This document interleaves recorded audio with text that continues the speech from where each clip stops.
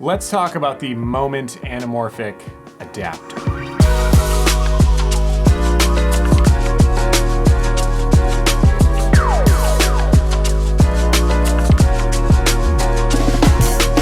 So I picked up the Moment Anamorphic adapter, the 1.33 times squeeze to test it out so that I could give you guys a review, let you know what it's like shooting on it, the pros, the cons. So let's start with the specs. The specs are, it is a 1.33 times squeeze anamorphic adapter. It's a 6-element design. The front filter is 82 millimeters and the rear thread is 67, but in the package that you get, it includes an 82, 77, and 72 millimeter adapter. It has a 2.3 foot close focus. The focus rotation is 180 degrees. It's compatible with 35 to 100 millimeter lenses on a Super 35 sensor, and it's compatible with a 50 to 100 millimeter plus lens on full frame.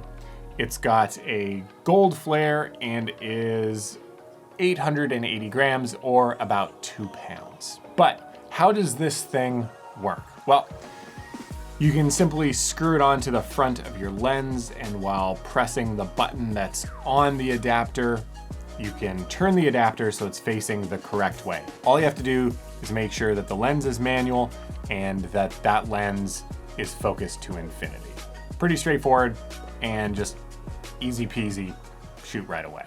You know what's coming next? The pros and the cons. I love my pros and cons. Starting off with build quality. I think this thing is built really, really well. It doesn't feel cheap. It feels really hefty. It's robust. Doesn't feel like it's gonna be falling apart anytime soon. Build quality, I give it a thumbs up. Next is that, as I had already mentioned, it's really easy to install and easy to set up. You just press the button, make sure it's aligned in the right way, and you're good to go. As long as you have the right filter size and the right lens, you're good. Super easy to set up. Next pro is that the flare is nice. It's not overpowering. It's not gonna, dominate your image or make it super distracting. The flare is nice. The next pro could also be a con, but that's that 1.33 times squeeze. It's great if you're shooting on a 16:9 sensor so that you're getting a decent squeeze factor. You're kind of dipping your toes into what an anamorphic image can look like. And lastly, for the pros, which can also kind of be a con again, is the price. Right now, this is going for $1,200, $1,300. And so price can be a pro. If you're looking to get a whole set of anamorphic lenses, it's gonna cost you $10,000+ to get a whole set of anamorphic lenses. But getting this one adapter that you're able to screw on all your lenses, it can save you a ton of money. But then that kind of goes into the cons. $1,200, $1,300 ain't so cheap.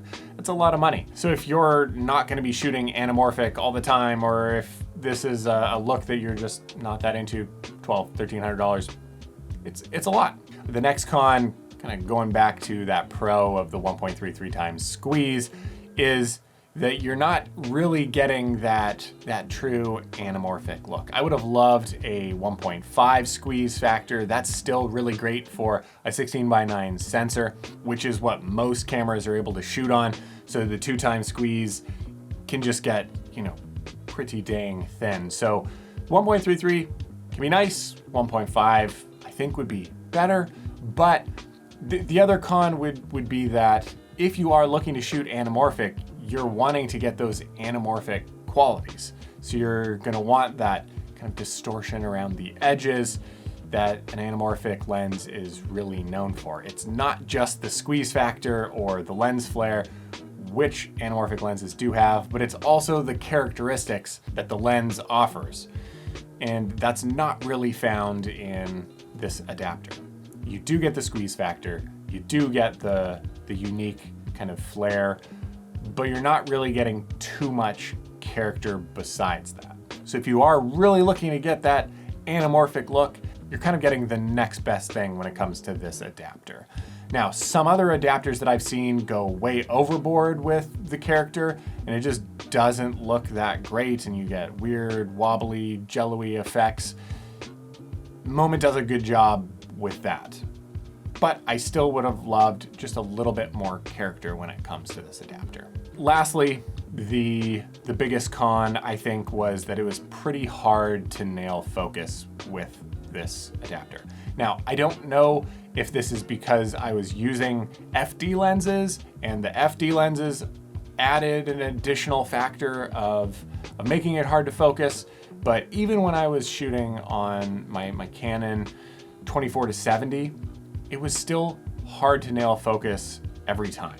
I know shooting with this adapter, it does soften the image a lot, which isn't necessarily a bad thing, but that just, I guess, made it really hard to nail focus. So whether we're chalking that up to me or the adapter itself, I don't know, I'll leave that up to you, but I did find it hard to nail focus with this adapter compared to other anamorphic lenses that I've used, or just any lens or adapter that I've used in the past. So that made it frustrating. So lastly, who is this adapter for? I think it's a good option if you're looking to kind of get into that anamorphic look, saving money, being able to adapt all your lenses, and just kind of, yeah, again, like dabble in the marketplace of anamorphic lenses. It's a good, quick, cheap option to get a certain desired look without breaking the bank and having to get a whole new set of lenses. I have opted to get a whole set of lenses, so I'm gonna be getting the Atlas Mercury set, so I'm really excited to be testing those out. 1.5 times squeeze factor and just a ton of character in those lenses. I really like shooting on the Orions, so I'm excited to see what the Mercuries are like. So that's kind of the avenue that I went down. We'll see if that was the right decision. I get to make that mistake, let you know about it if it was a bad one, or if it was a good option, I'll let you know that as well. But let me know your thoughts if you've shot on this, if you would want to shoot on this. Always want to hear from you. Thank you so much for watching. As always, if you haven't already, make sure to like and subscribe, all that good stuff. It really does help and make a difference. And I'll see you on the next video.